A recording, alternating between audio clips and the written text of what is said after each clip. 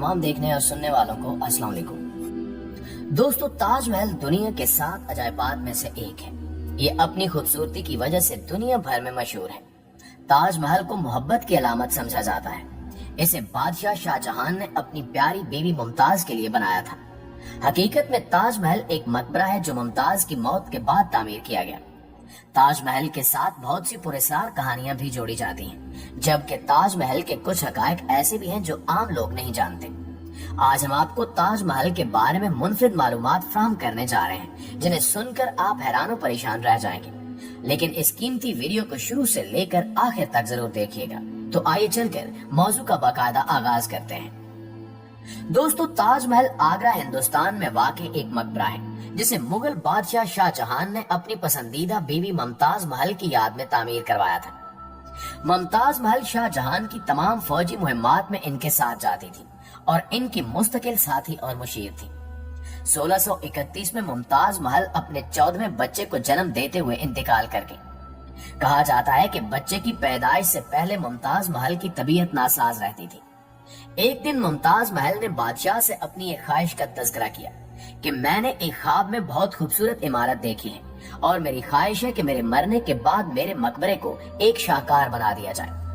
खुदा का करना ऐसा हुआ कि मुमताज महल हमल की पेचीदगियों के बायस इस फानी जहान को छोड़कर चली गई। शहंशाह इसकी मौत से दिल शिकस्ता हुए और इन्होंने इसकी ख्वाहिश का एहतराम करते हुए मुमताज महल की याद में दुनिया की सबसे खूबसूरत इमारत बनाने का फैसला किया।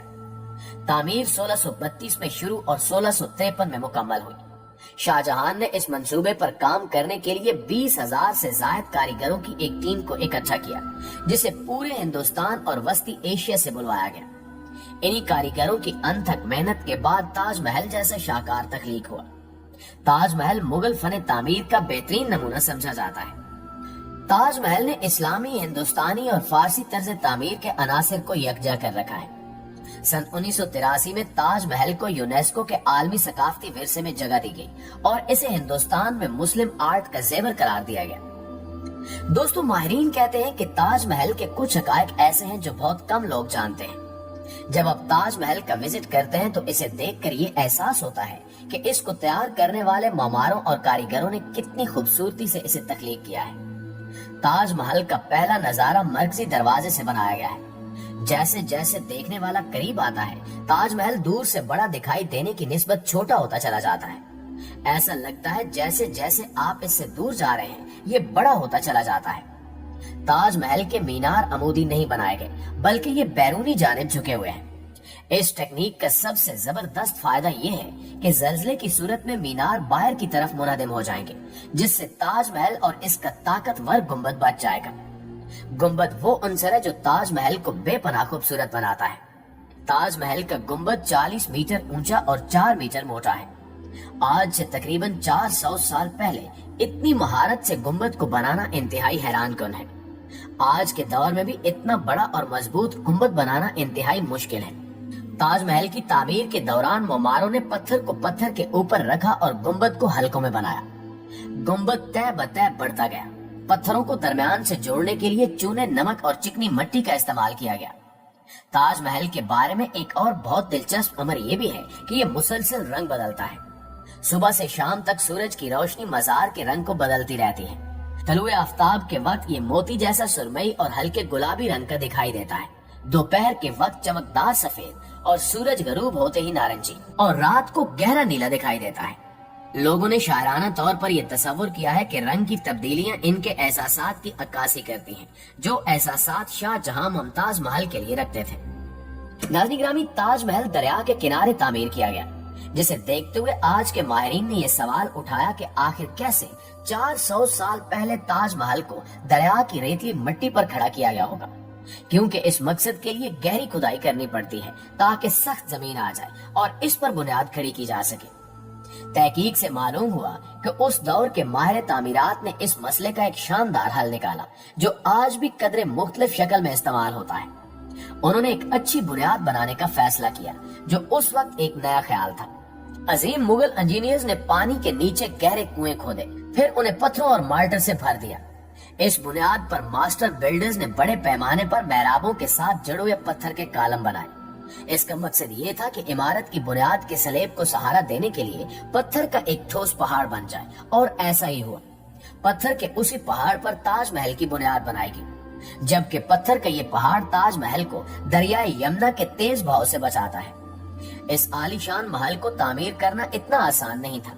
سب سے بڑا مسئلہ بہترین کاریگروں کو ڈھونڈنا تھا، پھر ان کاریگروں کو آگرہ میں مفت رہائش اور کھانا پینا فراہم کرنا تھا۔ شاہ جہاں نے اس مسئلے کے حل کے لیے خوب دولت خرچ کی، جس وجہ سے شاہی خزانہ خالی ہونے لگا، مگر شاہ جہاں کو اس کی کوئی پرواہ نہیں تھی۔ کئی سالوں بعد تاج محل کی عمارت کا سٹرکچر مکمل ہوا تو شاہ جہاں کی خوشی کا کوئی ٹھکانہ نہ تھا۔ پہلے شاہ جہاں نے کاریگروں میں انعامات تقسیم کیے اور بعد میں ان کے ہاتھ کٹوا دیے تاکہ وہ دوبارہ ایسی پرشکوہ عمارت تعمیر نہ کر سکیں۔ آپ کو یہ جان کر مزید حیرت ہوگی کہ تاج محل میں لگایا گیا ماربل آگرہ سے 400 کلومیٹر دور راجستھان سے منگوایا گیا، اور اس کی وجہ یہ ہے کہ راجستھان کا مکرانہ ماربل آج تک پوری دنیا کا بہترین ماربل ہے، اور شاہ جہاں نے پورے راجستھان کا مکرانہ ماربل خرید لیا۔ یعنی جب تک تاج محل مکمل طور پر ماربل سے آراستہ نہیں ہو جاتا، تب تک کسی کو بھی اس ماربل کو خریدنے کی اجازت نہیں تھی، اور اس ماربل کو 1000 ہاتھیوں کی مدد سے راجستھان سے آگرہ لایا گیا۔ دوستو، کہا جاتا ہے کہ جب تاج محل کی تعمیر مکمل ہوئی تو اس محل کا نام ممتاز محل ہی رکھا گیا۔ پھر اس محل کا نام ممتاز محل سے تاج محل رکھ دیا گیا، کیونکہ یہ محل ایک تاج کی شکل رکھتا ہے۔ شاہ جہاں ہر سال ممتاز محل کی برسی پر یمنا دریا کے ذریعے تاج محل جایا کرتا، اور تاج محل جانے والا یہ وہ راستہ تھا جسے شاہی خاندان کے لیے مختص کیا گیا تھا۔ ٹھیک 4 سالوں بعد شاہ جہاں اور ممتاز کے اپنے ہی بیٹے نے شاہی تخت الٹ دیا۔ وہ شاہ جہاں جو پچھلے 30 برسوں سے شاہی تخت پر راج کر رہا تھا، اس کو قیدی بنا کر آگرہ فورٹ میں ہی قید کر دیا گیا۔ صرف ایک ایسی رعایت جو کہ شاہ جہاں کے ساتھ برتی گئی وہ یہ تھی کہ اسے ایک ایسے کمرے میں رکھا گیا جس میں ایک کھڑکی تھی، اور وہ تاج محل کی جانب کھلتی تھی، جس سے شاہ جہاں ہر وقت تاج محل کو دیکھا کرتا تھا۔ 8 سالوں کے بعد 74 برس کی عمر میں شاہ جہاں اس دنیا کو چھوڑ کر موت کی آغوش میں چلا گیا، اور شاہ جہاں کو تاج محل میں دفنا دیا گیا۔ وقت کی تمازت، تیز دھوپ اور حوادث نے تاج محل کے چمکتے سفید سنگ مرمر کو شدید نقصان پہنچایا، جس کی وجہ سے اس کا رنگ بھورا پڑ چکا ہے۔ اس پیلے رنگ کا مقابلہ کرنے کے لیے کبھی کبھار تاج محل کو ملتانی مٹی سے دھویا جاتا ہے، جس کے بعد تاج کے دھبے ختم ہو جاتے ہیں اور اس کی چمک واپس آ جاتی ہے۔ دنیا کے 7 عجائبات میں سے ایک عجوبہ تاج محل بھی ہے۔ یہاں 1 ملین سے زائد سیاح سیر کرنے کو آتے ہیں۔ 2001 میں 2 ملین سے زائد لوگوں نے یہاں کا رخ کیا تھا۔ اسے آگرے کا برج بھی کہا جاتا ہے۔ تاج محل میں داخلے کی ٹکٹ کی شرح مقامی لوگوں کے لیے سستی ہے، جبکہ غیر ملکیوں کو یہ سہولت نہیں ہے۔ ان سے کروڑوں کا زر مبادلہ کمایا جاتا ہے۔ یہی وجہ ہے کہ تاج محل بھارتی معیشت کے لیے انتہائی اہم سیاحتی مقام سمجھا جاتا ہے۔ جی تو پیارے ساتھیوں، یہ تھی ہماری آج کی ویڈیو۔ اس حوالے سے آپ دوستوں کی رائے کیا کہتی ہے کمنٹ سیکشن میں ہمارے ساتھ شیئر ضرور کیجیے گا۔ انشاءاللہ آپ سے ملاقات ہوتی ہے اگلی ویڈیو میں۔ تب تک اپنا اور اپنے پیاروں کا ڈھیر سارا خیال رکھیے گا۔ اللہ نگہبان۔